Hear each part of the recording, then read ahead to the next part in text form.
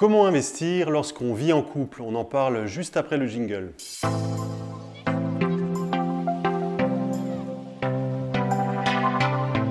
Bonjour, je suis Eric, investisseur immobilier depuis 2003 et aujourd'hui je vais parler d'un sujet assez important qui touche beaucoup de personnes, c'est en fait l'investissement immobilier lorsqu'on vit en couple. Alors je vais vous donner 5 conseils dans cette vidéo pour bien investir lorsque vous avez un conjoint et que vous vivez en couple. Restez bien jusqu'à la fin de la vidéo parce que j'ai préparé pour vous un cadeau pour bien démarrer, pour bien investir dans l'immobilier. Et vous pourrez le télécharger à la fin de la vidéo. Donc voilà, mon premier conseil pour lorsque vous investissez en couple, c'est déjà de comprendre votre conjoint et quels sont ses projets à moyen, long terme dans votre couple. Parce qu'en fait, dans les couples, on peut avoir différents projets. Alors ça peut être par exemple fonder une famille, ça peut être avoir un certain style de vie, ça peut être avoir son habitation principale ou plutôt avoir une vie axée sur les voyages. Donc on peut avoir plein de projets, mais c'est très important de comprendre quels sont les projets de votre conjoint, puisque c'est en fait grâce à cette compréhension que vous allez pouvoir construire quelque chose, et l'immobilier, ça peut être un moyen de construire cette vie en couple et d'arriver à réaliser ces projets. Donc c'est important de comprendre les projets de votre conjoint, bon, vos projets également, d'en parler.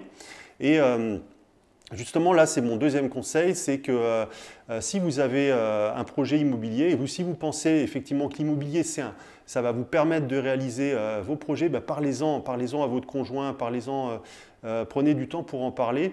Deuxième conseil, donc, c'est de partager cette opportunité avec votre conjoint, de dire, voilà, moi je pense que l'immobilier, ça peut être un moyen d'arriver à réaliser nos projets. Alors, vous vous rendrez peut-être compte que vous avez peut-être des visions différentes sur l'immobilier, parce que là, ça dépend aussi, bien sûr, de votre éducation financière. Dans un couple, les membres du couple n'ont pas obligatoirement la même éducation financière. Certains voient l'immobilier comme un risque, d'autres comme une opportunité. On n'a pas toujours la même vision de l'argent. Ça vient souvent de l'éducation des parents, donc c'est important d'en parler. Vous vous rendrez peut-être compte de décalage. Bon, c'est normal. Mais alors vous vous rendrez compte aussi qu'au fil du temps, les choses vont changer. Moi, je vois des couples que j'accompagne, souvent, ils n'ont pas la même vision de l'immobilier au début quand ils démarrent, et après, les choses changent. Et bien souvent, soit les choses s'équilibrent, soit il y a la personne qui était un peu réticente au début, c'est finalement elle qui est super motivée et qui est moteur ou motrice dans les projets. Donc très important, parler de votre projet immobilier. Et ensuite, une fois que vous en avez parlé, alors peut-être votre conjoint, alors il y a plusieurs cas de figure, hein, votre conjoint il peut être intéressé, dire ok, moi j'ai envie de partager avec toi ce projet immobilier, ou au contraire dire non, ça ne m'intéresse pas spécialement, mais l'objectif c'est d'avoir la confiance de votre conjoint. Donc voilà.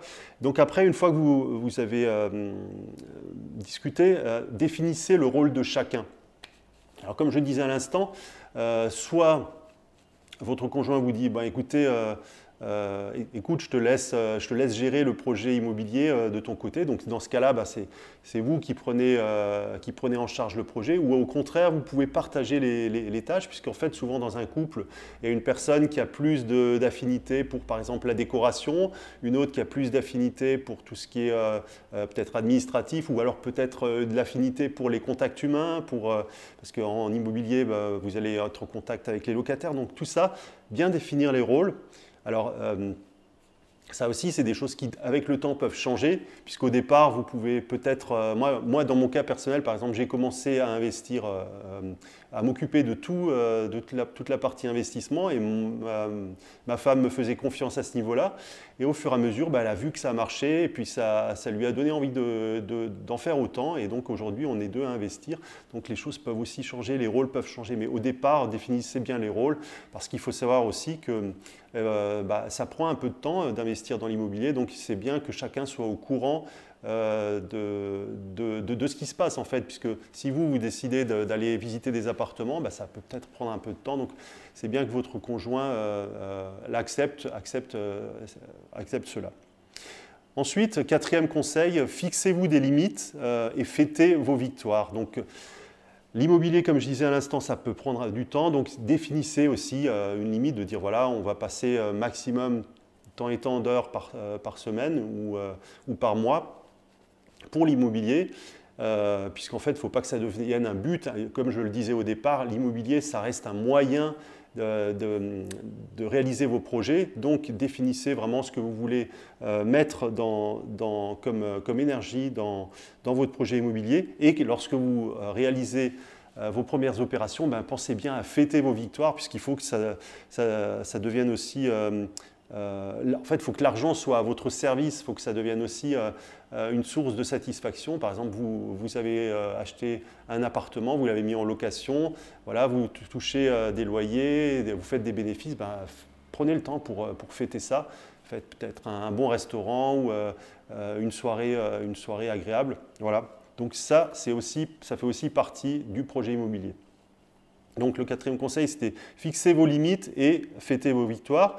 Et le cinquième conseil, là aussi très important, c'est entourez-vous bien pour vos projets immobiliers. Pourquoi? Parce que bon, ça peut arriver que dans votre couple, peut-être une des deux personnes ou les deux personnes aient déjà des connaissances en immobilier ou peut-être dans sa famille quelqu'un qui investisse, mais ça peut aussi arriver que vous n'avez pas de connaissances et personne autour de vous n'investit.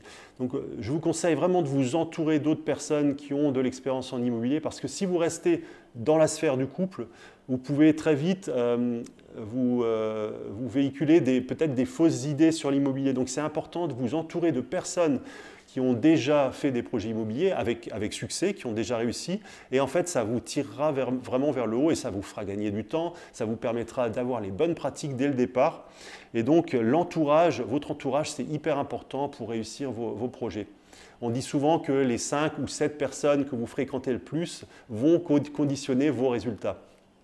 Donc là, mon conseil, c'est effectivement de rentrer en contact avec d'autres investisseurs. Ça peut être par l'intermédiaire de soirées ou de séminaires immobiliers. Moi, dans ma région, j'organise souvent des soirées sur l'immobilier où les gens se rencontrent, on discute, on échange nos bonnes pratiques. Ou ça peut être aussi par le biais de coaching immobilier. Ça, c'est l'idéal. Vous avez un coach, un spécialiste ou une personne qui a déjà beaucoup d'expérience dans l'immobilier qui va vous guider dans votre projet. Vous allez gagner du temps, vous allez tout de suite être sur le bon chemin.